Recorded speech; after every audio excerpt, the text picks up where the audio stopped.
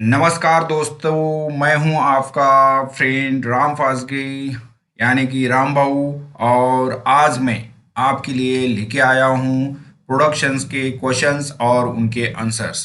पहले पार्ट में मैंने 50 क्वेश्चंस और उनके आंसर्स बनाए थे और ये है उसी का ही दूसरा पार्ट। तो दोस्तों, अभी तक आपने चैनल को सब्सक्राइब नहीं किया तो प्लीज़ सब्सक्राइब कर देना और ये वीडियो एंड तक देखना ताकि सभी क्वेश्चंस के आंसर्स आप समझ पाओ। तो शुरू करते हैं इस सेशन को। तो दोस्तों, अपना ये क्वेश्चन लास्ट वीडियो में हो चुका था। What are the types of process validation. ठीक है, तो प्रोसेस वैलिडेशन के टाइप्स क्या क्या है? तो आंसर है प्रोसेस वैलिडेशन के टाइप्स है prospective validation, concurrent validation, retro retrospective और रीवैलिडेशन। ऐसे चार प्रकार के वैलिडेशंस होते हैं। नेक्स्ट है what is the CAPA, corrective and preventive action. A systematic approach that includes actions needed to correct यानी कि corrections, prevent recurrence यानी कि corrective action। रिकरेंस मतलब दोबारा नहीं होना चाहिए, इसलिए जो एक्शन ली जाती है उसको करेक्टिव एक्शंस बोलते हैं। और एक्शंस नीडेड टू करेक्ट, जो हुआ है उसको करेक्ट करना, करेक्टिव एक्शन। ठीक है। और प्रिवेंटिव एक्शन रिकरेंस को अवॉइड करने के लिए जो ली जाती है उसको करेक्टिव एक्शन कहते हैं। And eliminate to cause of potential non-conforming product and other quality problems। What is the cross contamination? Cross contamination क्या होता है? ठीक है, क्रॉस कंटेमिनेशन दोस्तों contamination of the starting material. समझ लो एक मटेरियल है, इंटरमीडिएट प्रोडक्ट, ठीक है, और finish product with the another starting material और प्रोडक्ट ड्यूरिंग द प्रोडक्शन। उसके साथ दूसरा, यानी कि ऐसे प्रोडक्ट आ रहे हैं, कोई भी स्टार्टिंग मटेरियल लो, एक एपीआई के साथ दूसरा या एक कलर के साथ एक एक्सिपिएंट्स के साथ दूसरा एक्सिपिएंट्स अगर कंटेमिनेट हो जाता है, मिक्स हो जाता है, तो उसको क्रॉस कंटेमिनेशन कहते हैं। ठीक है। अगला है what do you mean by Elodie and water content, यानी कि मॉइस्चर कंटेंट भी उसको कहते हैं। तो एलओडी यानी loss of drawing is the loss during the drying of a sample as per prescribed conditions, which gives loss of all evaporating solvents along with the water। यानी कि एलओडी ये है, उसमें लॉस होता है किसका? इवेपोरेटिंग सॉल्वेंट्स और water भी दोनों साथ में रहते हैं। यानी कि वो प्रोडक्ट सैंपल लेना है 5 ग्राम का, हैलोजन मॉइस्चर बैलेंस यूज करना है और उस जो सैंपल लिया है उसको स्पेसिफाइड टेम्परेचर पे आपको हीट करना है, तो उसमें solvents along with the water evaporates होगा और ये ड्राई बेस पे होता है, उसको हैलोजन मॉइस्चर बैलेंस यूज करते हैं। While water content gives the moisture present in the sample only and determined by KF, Karl Fischer titration से यूज करते हैं। It is the anhydrous base. ठीक है, वो ड्राई बेस पे है और ये अनहाइड्रस बेस पे होता है। तो इस तरह से दोनों में एलओडी और मॉइस्चर कंटेंट या वाटर कंटेंट में डिफरेंस होता है। अगला क्वेश्चन है दोस्तों अपना कि what is the lux level for inspection area. तो लिमिट है नॉट लेस देन 500 लक्स। ठीक है। What is the mean by equal, acceptable quality level या एक्सेप्टेबल क्वालिटी लिमिट्स, इसका आंसर है। What are the types of validation. Validation के types कौन कौन से हैं? Process validation, analytical method validation, उसको एएमवी बोलते हैं, cleaning validation, facility validation, utility validation और सॉफ्टवेयर वैलिडेशन यानी कि कंप्यूटर सिस्टम वैलिडेशन भी कहते हैं। What is the different types of qualification and write its flow? Qualification are as follows: design DQ, IQ, OQ, PQ, और उसका flow है first of all URS, फिर डिजाइन पे स्पेसिफिकेशन होता है, फिर फैट फैक्ट्री एक्सेप्टेंस टेस्ट होता है, फिर साइट एक्सेप्टेंस टेस्ट होता है, DQ, IQ, OQ, PQ। ठीक है, तो इस तरह से उसका फ्लो होता है। What is the limit for temperature और RH in pharma? टेम्परेचर की limit 25 degree plus minus 2 degree Celsius, RH की लिमिट 50 प्लस माइनस 5% में होती है। What is the limit for pressure difference in the pharma? Not less than 6 Pascal. What is meant by 4M? 4M means man, machine, method और material. तो दोस्तों, भाई को नाराज मत करना, चैनल को जरूर सब्सक्राइब करना। मैं कंटेंट ढूंढ ढूंढ के आपके सामने प्रेजेंट करने की कोशिश करता हूं, तो दोस्तों इसके बदले आपको थोड़ा सा ही तकलीफ लेनी है। जो लाल बटन है उसको प्लीज प्रेस करके सब्सक्राइब करना है और नोटिफिकेशन पे ऑल पे क्लिक करना है, ताकि अगला कोई भी मैं वीडियो अपलोड करूं तो उसकी नोटिफिकेशन आपको मिल जाए। What is the calibration? Demonstration that the particular instrument or device produces result within the specified limit by the comparison with those produced by the traceable standard over an appropriate range of measurement। जैसे कि balance का calibration करते हो तो आपको पहले से ही standard weights लेने होते हैं। ठीक है, स्टैंडर्ड वेट लोगे तो स्टैंडर्ड वेट समझ लो 5 kg का लिया तो उसके अगेंस्ट में है आपको बैलेंस 5 kg दिखाना चाहिए। तो ये ट्रेसेबल जो स्टैंडर्ड है उसके अगेंस्ट में जो कंपैरिजन मेजरमेंट का किया जाता है उसको कैलिब्रेशन कहते हैं। क्वालिफिकेशन क्या होता है? The action of proving that the any equipment और process work correctly and consistently and produce expected results. Qualification क्या है? इक्विपमेंट के ऊपर, प्रोसेस के ऊपर कंसिस्टेंटली जो इक्विपमेंट है produces expected predetermined specifications, वो इक्विपमेंट देना चाहिए, उसको क्वालिफिकेशन बोलते हैं। Qualification is a part of but not limited to validation process, that is IQ, OQ, PQ। ठीक है, what is the validation? documented program or evidence that the provides a high degree of assurance that the specific process method system consistently produce a resulting indicating predetermined acceptance criteria। ठीक है, आपका कोई भी validate जब करोगे तो वो process आपको प्री डिटरमाइंड स्पेसिफिकेशंस देना चाहिए। What are the coating equipments which are being used? For the coating process, use one of three type of following equipments: conventional coating pan, perforated coating pan और fluidized bed coater भी use करते हैं। What is the end point at granulation? Granulation पे end point क्या होता है? तो ampere load, KW value, load on impeller shows at PLC।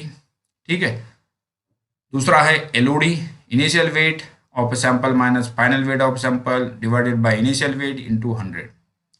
What is the AOR यानी कि एंगल ऑफ रिपोज?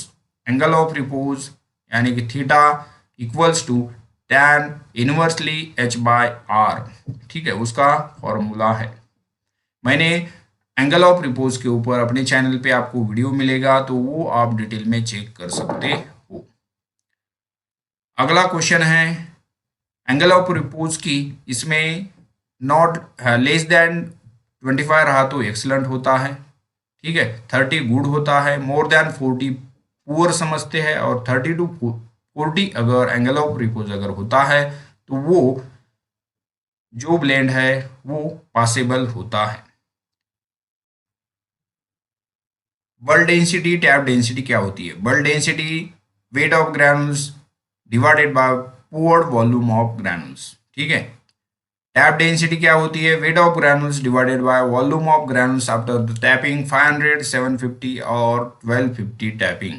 ठीक है, जो टैपिंग करने के बाद वेट पहले लेना है, फिर बाद में उसको टैपिंग करनी है, जो वॉल्यूम आएगा उसको टैप डेंसिटी कहते हैं। परसेंटेज ऑफ फाइन्स क्या होता है? तो percentage of fines, weight of fines collected below the 60 mesh divided by initial weight of grams into the 100 आप करोगे तो आपको परसेंटेज ऑफ फाइन्स उस ब्लेंड का मिलेगा। कॉम्प्रेसिबिलिटी इंडेक्स या कार्स इंडेक्स कैसे निकालते हैं, तो tap density minus bulk density divided by tap density into 100 करोगे तो आपको कॉम्प्रेसिबिलिटी इंडेक्स मिलेगी।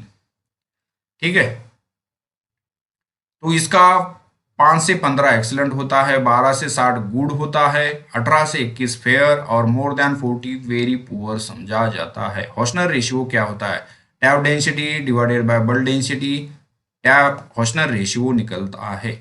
और हॉस्नर रेशियो का लिमिट है लेस देन 1.25 गुड है, मोर देन 1.25 पुअर है, 1.25 to 1.50 glidant to be added. मतलब कि आपको फ्लो नहीं है, ग्रेडेंट आपको ऐड करना पड़ेगा उस ब्लेंड में। Which food grade oil use in pharma, ठीक है, तो H1 incidental products contact parts chances is high. H1 grade का food grade oil pharmaceutical industry में यूज करते हैं। विस्कोसिटी होती है 200 से लेकर 250 तक। Appearance, colour, IR spectrum and ester content and its MFG date, expiry date आपको लगती है। ठीक है, मैन्युफैक्चरिंग और एक्सपायरी डेट विद उसका सर्टिफिकेट आपके पास होना चाहिए। ड्यूरिंग ऑडिट्स आपको कोई भी ऑडिटर आके उसका सर्टिफिकेट मांग सकता है। Fogging and frequency, fogging weekly होती है ±3 डेज का। उसके लिए वायरोसिल सॉल्यूशन 20% वॉल्यूम बाय वॉल्यूम, जिसमें कि हाइड्रोजन पेरोक्साइड और डाइल्यूटेड सिल्वर नाइट्रेट यूज करते हैं। सिल्वी साइड में 20% यूज करते हैं। MOC of the finger bag, normal finger bag का सैटिन का होता है, उसमें polypropylene, cotton fabric, nylon, antistatic finger bag, ठीक है, बाइंडर के लिए यूज करते हैं। एपिट्रोपिक फिंगर बैग भी यूज करते हैं। पार्टिकल रिटेंशन होता है 5 से 20 माइक्रोन का, जिसको कि पोरोसिटी भी बोलते हैं। दोस्तों, फिंगर बैग का अपना ऑलरेडी वीडियो है जो आप देख सकते हो। How many finger bags are in FBD, तो 19 फिंगर्स एफबीडी में होते हैं।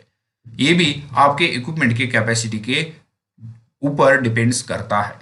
विच डिसइंफेक्टेंट यूज्ड इन फार्मा, ठीक है, तो डिसइंफेक्टेंट वायरोसिल 10% होता है, वायरेक्स सेकंड 256 0.4% में होता है, डेटॉल, सेवलॉन और लाइजॉल 2.5% में यूज करते हैं। वेट गेन का फॉर्मूला होता है percentage of weight gain equals to average weight of coated tablet minus average weight of pre warm tablets divided by average weight of pre warm tablets into 100 अगर आप करोगे तो आपको जो आंसर आएगा वो परसेंटेज ऑफ वेट गेन होता है। ये कोटिंग में यूज करते हैं।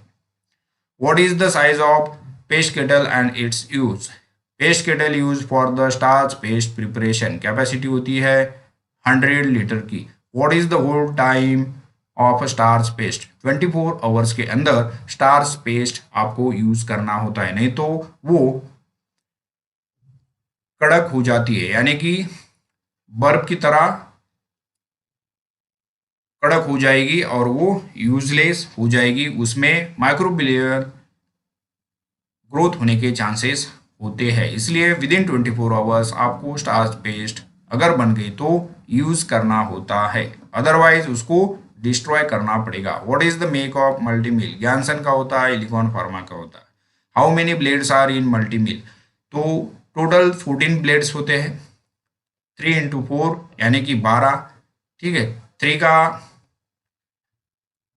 सेट रहता है 12 और 2 are scraper blades, total 14 blades उसमें होते हैं।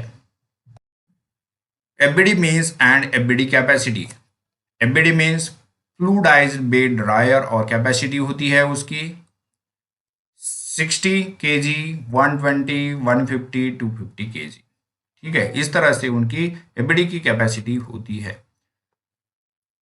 ऑक्टेगोनल ब्लेंडर मेक कौन सा होता है, तो उसका आंसर है ओजीबी स्टैंड फॉर ऑक्टेगोनल ब्लेंडर और मेक होता है ज्ञानसन का, केबिन का। विच बीडी यानी कि bulk density shall be consider for the OGB capacity calculation, तो 0.6 ग्राम पर ml ओजीबी की कैपेसिटी निकालने के टाइम पे बल्क डेंसिटी कंसिडर करते हैं, वो होती है 0.6 ग्राम पर ml। On which equipment granulation area capacity decided, तो उसका आंसर है octagonal blender. Inventory of granulation area क्या क्या होती है, sieve, screen, finger bag, maintaining करना, इसको इन्वेंटरी कहते हैं। On what interval finger bag, sieve and screen integrity shall be check, तो before use and after use आपको उसकी इंटीग्रिटी चेक करनी होती है। दोस्तों, बीच में आपको डिस्टर्ब करना चाहूँगा, अगर अभी भी आपने मेरे चैनल को सब्सक्राइब नहीं किया है तो प्लीज़ चैनल को सब्सक्राइब करना, यानी कि भाई को नाराज मत करना, चैनल को सब्सक्राइब जरूर करना। Which instrument use to check the sieve dimension, linear mesh counter होता है, डेंसोमीटर होता है, पेन माइक्रोस्कोप यूज करते हैं। Frequency of a drain point sanitisation, start या एंड ऑफ द शिफ्ट, और जब भी आपके एरिया में टाइप ए होगा तब भी आप ड्रेन पॉइंट तभी आपको ड्रेन पॉइंट सैनिटाइजेशन करना है। Which is the type of airlocks, ठीक है, तो कैस्केड एयरलॉक होता है, सिंक एयरलॉक होता है और बबल एयरलॉक होता है। ऐसे 3 टाइप्स के एयरलॉक्स होते हैं। Why bench top angle use in friability, यानी कि इसको 10 डिग्री का एंगल भी बोलते हैं। Bench top angle of about 10 degree is use to ensure tablets fall freely during tumbling. This is done when the tablet size or shape might cause irregular tumbling or prevent them tablets from the falling freely, ठीक है।